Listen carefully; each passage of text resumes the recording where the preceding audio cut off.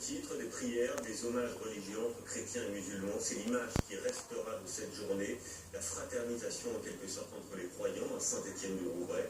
Une cérémonie était organisée à l'église et à la mosquée. Liliane Elcognon avec Valentin Collard.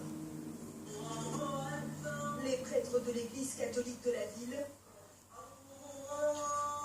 qui prient avec la communauté musulmane de Saint-Étienne-de-Rouvray quelques jours seulement après l'attentat.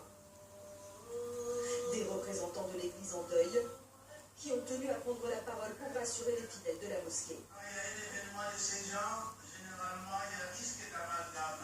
Laissons personne nous diviser. À la sortie, tous sont venus les saluer.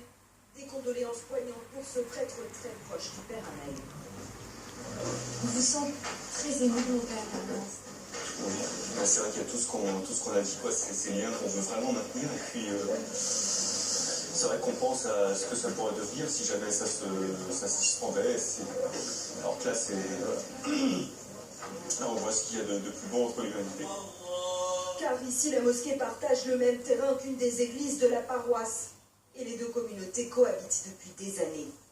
Alors la présence de ces croyants catholiques ce vendredi avait un sens plus que symbolique. On va construire des ponts et on va détruire les murs qu'on a commencé à installer. J'espère que ça va continuer sur cette lancée-là. Ils n'arriveront pas à nous détruire, ils n'arriveront pas à couper ces liens.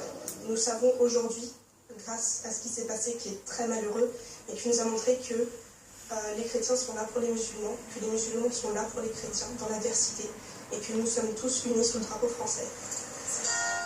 Après la prière, musulmans et catholiques sont allés ensemble sur les lieux de l'attentat pour rendre hommage à la mémoire du père Jacques Hamel. Deux communautés qui semblent désormais plus soudées que jamais.